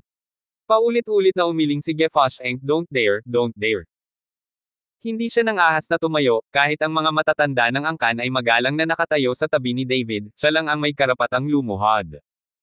Hinihiling ka ng Hallmaster na bumangon, bumangon ka na lang. Nagsalita si Ge Kangsheng. Nang makita ito, daandi negative ahang tumayo si Gefuhay, ngunit iniyuko ang kanyang katawan ng napakababa. Kahit na hindi alam ni Gefuhay kung ano ang Tianlong Hall, at hindi rin niya alam kung ano ang bulwagan, isa lang ang alam niya, ito ay ang matanda sa pamilyang Ge, at lahat sila ay nakinig kay David, at si David ang magiging boss ng pamilyang Ge sa hinaharap. Kabanata 1569. Tinatanong kita, anong nangyari sa babaeng iyon? Tanong ni David kay Ge Kangsheng. Hindi niya gustong lumitaw ang parang pupae na planta sa pagpoproseso sa pasukan ng Tianlong Palace, halimbawa. Nang marinig ito ni Ge Kangsheng, mabilis niyang ipinaliwanag, Palace Master, ang babaeng ito ay anak ng kanyang mga nasasakupan. Anak mo. Ang mukha ni David ay puno ng hindi paniniwala, kung gayon siya. Bakit wala siyang buhay kahit na ano? Nang marinig ito, bahagyang gumalaw ang mukha ni Ge Kangsheng, at pagkatapos ay nagsabi, bumalik sa mga master ng bulwagan, ang batang babae ay pinatay hanggang sa mamatay maraming taon na ang nakalilipas, at ginawa ng mga nasasakupan ang kanilang makakaya upang mahanap ang kaluluwa para sa batang babae, upang maging mas tumpak, ang batang babae ay hindi isang katawan. Gayunpaman, upang maiwasan ang pagkabulok ng katawan ng batang babae, ang mga nasasakupan ay maaari lamang magsunog ng insenso sa bulwagan araw-araw upang hindi mabulok ang katawan ng batang babae. Eto na, may kaunting luha sa kanyang mga mata si Ge Kangsheng. Hindi kakayanin para sa sino man na makita ang kanilang anak na babae na maging ganito at kailangang harapin siya sa buong araw. Hindi maiwasang tingnan ni David ang dalaga, tinitingnan ang hitsura ng batang babae, ngunit sa kanyang 20s, at pagtingin sa Ge Kangsheng na ito, siya ay nasa dapit hapon na, mahigit 100 taong gulang na. Kung walang sinabi si Ge Kangsheng, walang sasabihin si David. Maglakas loob na isipin na ang babaeng ito ay talagang anak ni Ge Kangsheng. Gaano katagal naging ganito ang anak mo? Curious na tanong ni David. 20 taon. Nagulat si David sa mga salita ni Ge Kangsheng. Siya. Mukhang nasa 20s lang siya, paanong posible iyon? Hindi makapaniwalang tumingin si David sa anak ni Ge Kangsheng. Sa kabila ng kanyang naisip, ang babaeng ito ay hindi mukhang babaeng nasa 30s o 50s. Palace Master, ang batang babae ay pinatay sa edad na XNUMX, kaya ang kanyang katawan ay nanatili sa edad na iyon. At ang ating mga immortal na magsasaka ay nagpapahaba ng kanilang buhay habang lumalaki ang kanilang lakas na maaaring daandi negative on o kahit libo-libong taon, kaya ang pagiging 10 taong gulang ay wala. Sinundan ni Ge Kangsheng si David para magpaliwanag. Bahagyang tumango si David at nagpatuloy sa pagtatanong, pagkalipas ng lahat ng mga taon na ito, nakaisip ka na ba ng paraan para ganap na buhayin ang iyong anak na babae? Hello! Bumantong hininga si Gekangsheng, sinubukan ko ang lahat ng aking makakaya sa paglipas ng mga taon, ngunit ito ay walang kabuluhan, ngunit nang ang maliit na batang babae ay naging ganito, ang kanyang mga nasasakupan ay nanaginip, at sinabi ng gintong dragon sa kanyang mga nasasakupan sa panaginip, ang susunod na Tianlong Palace Hallmaster ay ganap na mabubuhay ang batang babae. Kaya't ang mga nasasakupan ay naghihintay na lumitaw ang Panginoon ng Palasyo. Ang paghihintay na ito ay tumagal ng 20 taon ngayon, talagang hinihintay ko ang pinuno ng palasyo. Sinabi ni Gekangsheng at biglang lumuhad kay David, hinihiling ko sa Hallmaster na buhayin ang maliit na batang babae, ang aking mga nasasakupan ay susunod sa Hallmaster hanggang sa mamatay, at hinding-hindi ako susuko. Sa pagkakataong ito, medyo natarante si David. Paano siya magkakaroon ng kakayahang buhayin ang anak ni Gekangsheng? Ang kanyang kasalukuyang lakas ay hindi kasing ganda ng pinakamatanda sa pamilyang Ge. Old Ge clan? Sa aking kasalukuyang lakas, natatakot akong hindi ko nabuhayin ang iyong anak, o nag-iisip ka ba ng ibang mga paraan? Sabi ni David na may pagtataka. Palace Master, dahil si Jinlong ay nanaginip, ito ay tiyak na posible. Kahit na ang Palace Master ay hindi magawa ito ngayon, siya ay tiyak na mabubuhay muli ang batang babae sa hinaharap. Sana sundin ng batang babae ang master ng gym at maghanap ng pagkakataong makabawi. Ang maliit na batang babae ay ang mundo sa labas ng katawan, iyon ay, ang kayamanan ng martial saint sa mundo ng martial arts. Kahit na ang batang babae ay may isang kaluluwa at isang kaluluwa na lang ang natitira, ang katawan na ito ay hindi rin magagapi. Sinusundan niya ang master ng palasyo at makakatulong din ang master ng palasyo sa paglutas ng mga problema. Inaasahan ni Gekangsheng na dadalhin ni David ang kanyang anak na babae. Sapat na itong mapahiya kay David. Kung normal ang anak ni Gekangsheng, mabuti iyon, at kung may martial sage sa tabi niya, maaaring pumunta si David sa Martial Arts Alliance upang iligtas si Sonya. Ngunit ngayon ang anak ni Gekangsheng ay parang katawan ng manyika, kasama si David sa kanyang tabi, mahirap ipaliwanag. Ang pinakamahalagang bagay ay alam ni David na wala siyang kakayahang buhayin ang anak ni Gekangsheng. Ngunit sa pagtingin kay Gekangsheng ng ganoon, si David ay walang magawang sumang-ayon sa huli. Natuwa si Gekangsheng, nagutos ng party, at pagkatapos ay pinatira si David sa bahay ni Ge. Si David ay nanirahan sa bansa ng pamilya Ge sa loob ng 3 araw, at sa 3 araw na ito, si David ay mayroon ding mas malalim na pagkaunawa sa mundo ng immortalidad at sa lihim na mundo. Lumalabas na ang lihim na kaharian ay walang pinagkaiba sa makamundong mundo. Nag-aaway din ang malalaking sekta at pamilya dahil sa mga mapagkukunan. Tinanong ni David si Gekangsheng, sa lakas ng pamilya Ge sa oras na ito, kung sigurado ba siya sa pakikitungo sa Zeshao Mansion. Ngunit hindi alam ni Gekangsheng, dahil wala siya sa lihim na kaharian, kaya hindi alam ni Gekangsheng ang lakas ng Zeshao Mansion, kaya wala siyang paraan upang matukoy kung kaya niyang talunin ang Zeshao Mansion. Gayunpaman, kung mag-aaway ka sa isang lihim na kaharian, ang mga kinakailangan sa lakas ng umaatake ay napakahigpit, o kung pupunta ka sa teritoryo ng ibang tao, maaari ka lamang bumalik-balik. Ito rin ang dahilan kung bakit may mga teleportation metries sa pagitan ng iba't ibang lihim na mundo, ngunit kakaunti ang mga tao ang na-teleport sa ibang mga lihim na mundo. At pagkatapos ng 3 araw dito, si David ay maituturing na bibig ni Gekangsheng, lubusang alam ang background ng lakas ng Martial Arts Alliance. Matagal nang umalis sa Martial Arts World ang kasalukuyang Martial Arts Association. Ang mga tunay na kumokontrol sa Martial Arts Alliance ay mga demonyong espiritu na nakaligtas pagkatapos ng digmaan sa pagitan ng mga Diyos at mga demonyo. Kahit na ang mga taong ito ay namatay sa oras na iyon, marami pa ring kaluluwa ang natitira. Ngayon ang mga kaluluwang ito ay bumangon mula sa mga patay, handang pamunuan ang buong mundo at pagkatapos ay daandi negative ahang mabawi ang kanilang kapangyarihan. Dahil dito, ang mga kaluluwang ito ay hindi nalilimitahan ng mga batas ng makamundong mundo, at ang kanilang kapangyarihan ay maaaring lumago ng walang limitasyon. Gayunpaman, ang mga walang kamatayang practitioner na ito sa lihim na mundo ay hindi maaaring manatili sa makamundong mundo sa loob ng mahabang panahon. Maaari lamang nating hintayin na magbago ang langit at lupa habang ang espiritual na enerhiya ay naibalik, ang lihim na kaharian ay nawala, at ang mga walang kamatayang magsasaka na ito ay maaaring muling lumitaw. Sa oras na iyon, ang mga walang kamatayang magsasaka na ito ay maaaring makalaya mula sa artificial na nilikhang lihim na hola. Hello! Umupo ng tuwid si David sa ulo ng pinakamataas na karangalan ng pamilya Ge at mahinang bumantong hininga. Sa dami ng alam niya, mas lalo siyang nawala ng kapangyarihan. Sa sandaling ito, natagpuan niya ang kanyang sarili sa mundo ng walang kamatayang paglilinang, tulad ng isang butil ng alikabok, maaari lamang siyang sumabay sa agos. Matapos manatili sa lupain ng pamilya Ge sa loob ng 3 araw, aalis na si David, kahit na ang lupain ng pamilya Ge ay puno ng espiritual na enerhiya at may mas maraming mapagkukunan kaysa sa makamundong mundo. Pero hindi pwedeng magtagal dito si David, may sarili pa siyang negosyong dapat asikasuhin. Palace Master, ang batang babae ay nag-iiwan nito sa iyo. Nag-aatubili na ibinigay ni Ge Kangsheng ang kanyang anak kay David. Dahil naubos na ang espiritual na enerhiya ng makalupang mundo, hindi na kailangang mag-alala ni Ge Kangsheng tungkol sa pagkaagnas ng katawan ng kanyang anak na babae. Old Ge Clan, huwag kang mag-alala, hahanap ako ng paraan para buhayin ang iyong anak. Nakapagsalita lang si David para aliwin si Ge Kangsheng, ngunit walang ideya si David kung siya ay mabubuhay na muli. Palace Master, ang pangalan ng batang babae ay Ge-Yuhan kahit na mayroon lamang siyang isang kaluluwa at isang kaluluwa, naiintindihan pa rin niya ang ilang mga salita pagkatapos ng mahabang pananatili. Sabi ni Ge Kangsheng kay David.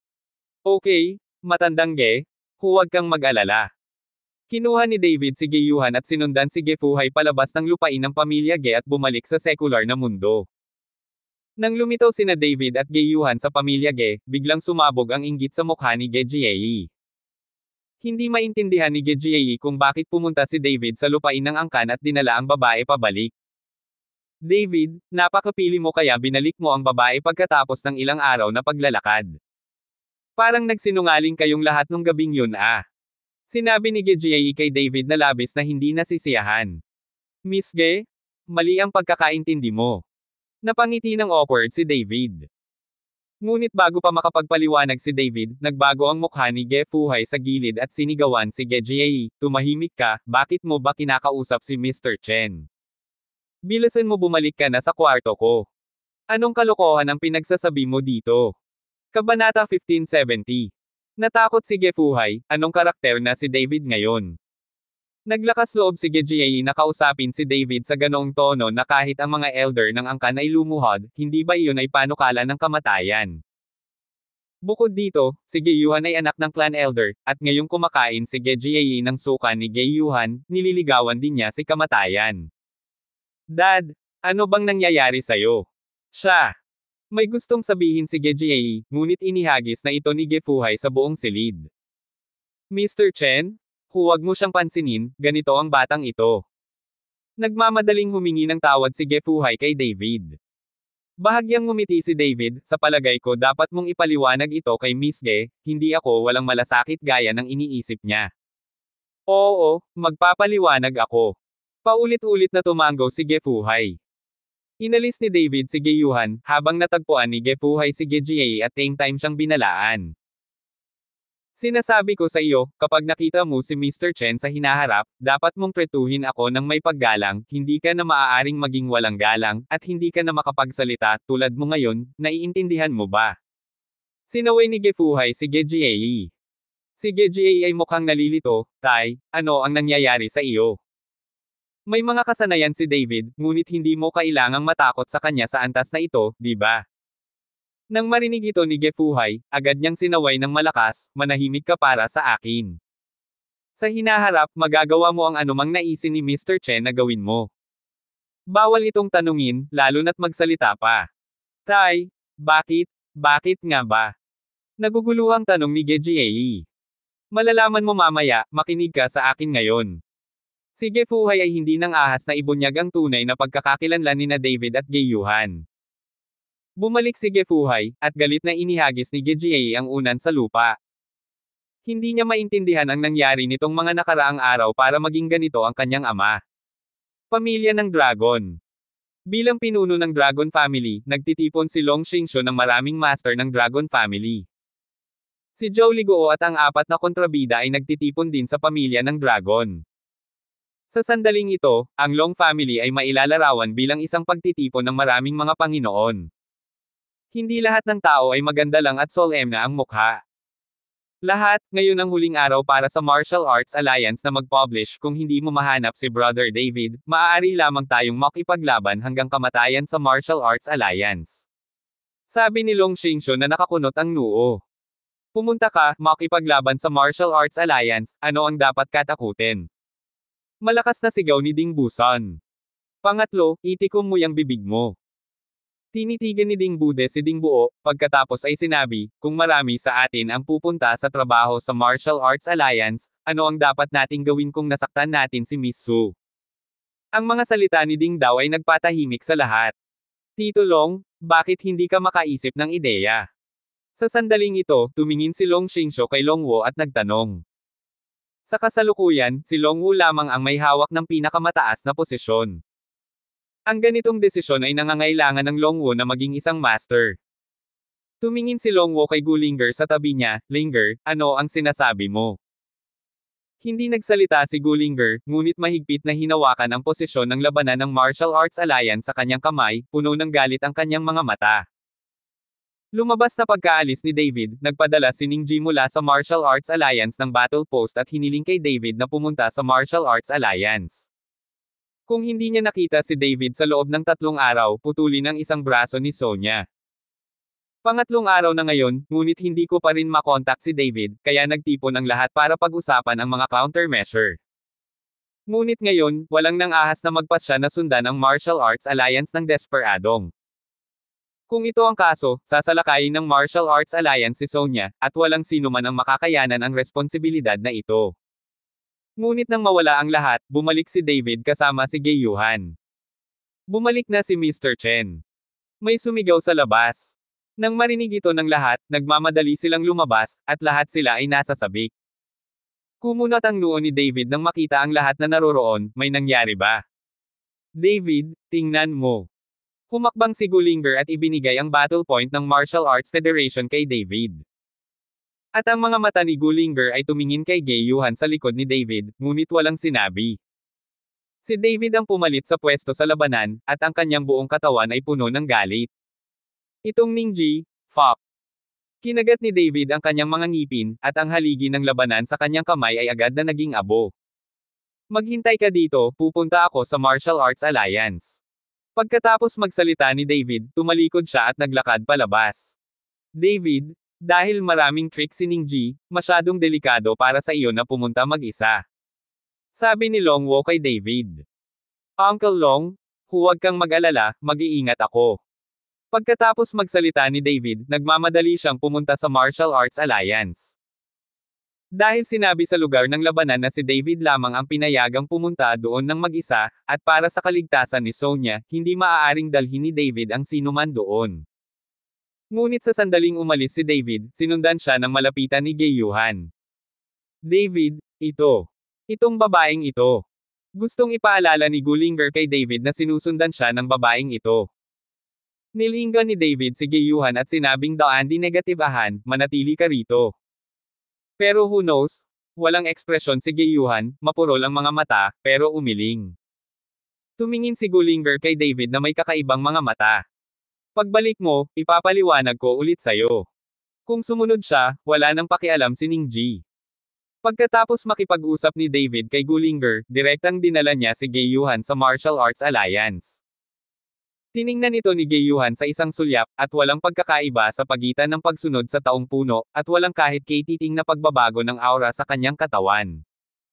Kaya kahit dalhin ito ni David, walang sasabihin si Ning Ji. Martial Arts Federation. 10 itim na tansong balabal ang inayos, at si Ning Ji, na may hawak na Vajra, ay pumasok sa kuweba at inilabas si Sonya. Nang sumikat ang araw kay Sonya, hindi mapigilan ni Sonya na ipikit ang kanyang mga mata. Matagal na siyang hindi nasikatan ng araw. Napakaputla ng mukha ni Sonya at medyo mahina.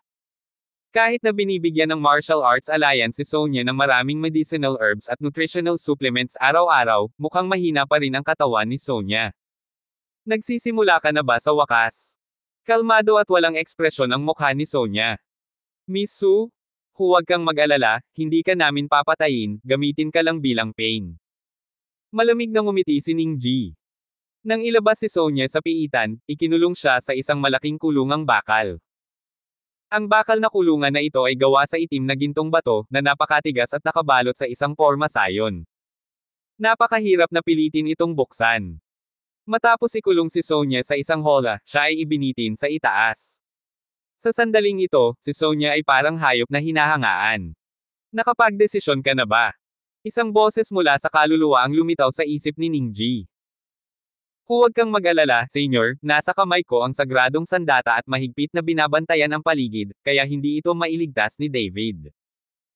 Gusto ko lang makita ni David ang kalunos-lunos na kalagayan ng girlfriend niya, at gusto kong guluhin ang isip niya. Kapag ang mga tao ay nagpanik, sila ay nasa kaguluhan hanggat si David ay nasa kaguluhan, siya ay tiyak na mamamatay.